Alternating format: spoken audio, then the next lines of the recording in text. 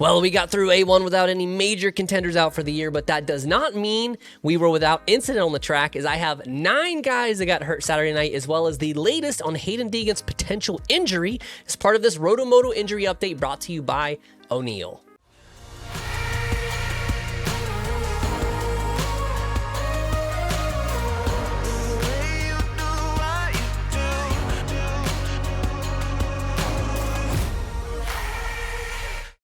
Let's get the speculation out of the way, as that's probably why many of you clicked. We all thought it peculiar that Hayden Deegan would forego the West Championship and wait until the East Coast, overloading that coast with 5-star racing Yamahas. At first, it was kicked around that he was pushing off his season because of a surgery his mechanic Brandon Duff is recovering from, but it wasn't long before the rumors that Danger Boy himself could be nursing his own injury. The buzz really picked up when PulpMX's Steve Mathis tweeted on Friday before A1 that he was not sure what he hurt, but that it happened a few weeks prior, likely when his move to East was starting to come out. Daniel Blair stoked the flames a bit more by replying East or Pala, insinuating that the injury could be even bigger and keep him off the gate for the East opener. The two later chatted casually about it on the PulpMX show when a viewer asked to confirm the rumors of a scaphoid injury. Yeah, I think so. I think he hurt something. I don't know why everybody's so weird about it, just because it's Deegan. I don't know, like... I had heard, but I've heard that from people that I trust as reliable, so that's as far as I know about it. I don't know anyone there, but people I trust have said he's injured. Yeah. On to the A1 updates. Of course, the biggest blow to the 250 field was Nate Thrasher, who took a scary tumble over the hip wall halfway through the main event. He got up clearly favoring his left arm, cradling it while sitting on the back of the Alpine Stars mule, but it looks like Thrasher has avoided serious injury. Star Racing nor Nate released much in detail, with Thrasher saying only, "We finished third in the heat and got a decent start in the main, but unfortunately I crashed about halfway through the race. I hit a kicker on the hip jump and went down pretty hard. I'm feeling pretty sore, but we're all good for next weekend. It's not how we wanted to start the season, but that is racing. We'll come back stronger in San Francisco." Sticking with Star Racing, Cooper Webb took a huge tumble in the 450 main while pursuing Jason Anderson for second. Not much to say here, as Coop got back up and finished the race, crossing the line in 6th. Coop appeared on the PulpMX show Monday and mentioned that he was feeling a bit loopy immediately following the crash, but no worries about him racing this weekend in San Fran. Speaking of 450 head injuries, it is worth noting that Darren Lawrence, the father of Hunter and Jet, mentioned in an interview with GateDrop.com that Hunter did suffer a pretty big smack to the head in his heat race crash. He's just pissed because his head hit the ground pretty hard on that heat race, so he's got a fair bit of swelling in the front of his forehead, so he had a thumping headache and he wasn't feeling the greatest. It is entirely possible that his bike was damaged as well, but it is worth noting that after remounting, Hunter definitely did not have the pace that we expected, with each of his fastest segments ranging from 8th to 13th. It does not appear that Feld or the AMA are interested in having Hunter sit out or complete the concussion protocol, but it is worth keeping an eye on. In the same incident that likely hurt Hunter, we witnessed one of the weirdest on-track injuries of all time, with Logan Karnow getting his foot turned the wrong way without even hitting the dirt himself.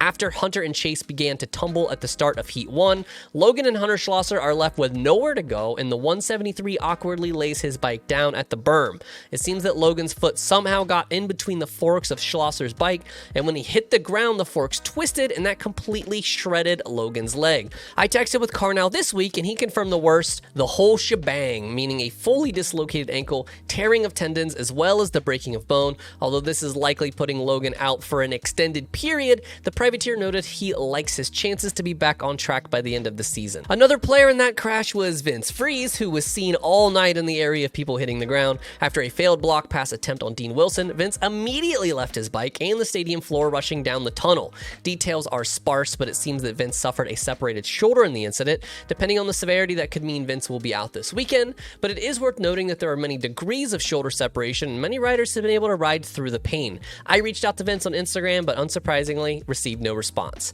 Fast Freddy Noren made it into the main event, but unfortunately was the next to DNF after Vince, following a scary moment over the double where the Dragonback had previously been. Freddy provided an update himself on his Instagram.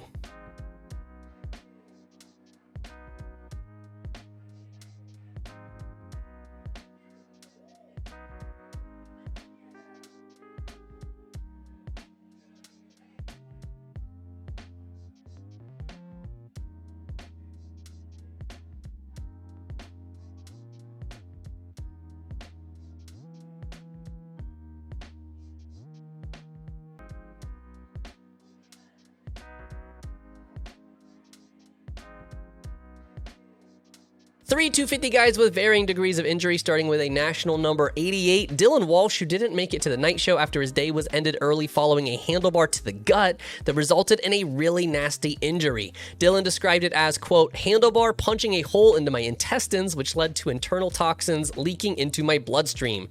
Dylan will be out for the foreseeable future, but is optimistic he is able to return for the last few rounds of the west leg near the end of the season. Rookie Lux Turner was having a hell of a debut, qualifying 17th and making the main in his first ever attempt, but it was short-lived as a crash in the long rhythm while running 16th brought out the red cross flag that permeated the rest of the main event. Lux updated on Instagram that his tumble resulted in a fractured left side of his hip, as well as possible fracture to his pelvis.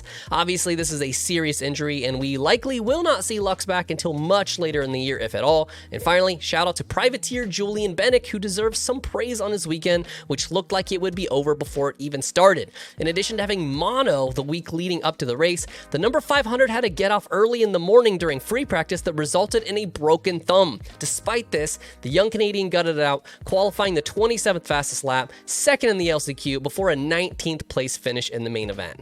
With Hunter, Freddie, and Webb all taking pretty heavy shots to the head, does the AMA need to tighten up their concussion protocol? It seems like as long as they are able to remount the bike in that same race, it's all good. But if you remember Jason Anderson back in 2022, who was able to remount before falling right back over one corner later, it is definitely a risky play.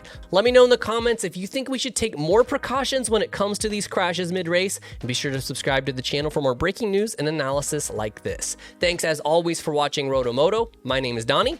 Keep it pinned to the weekend.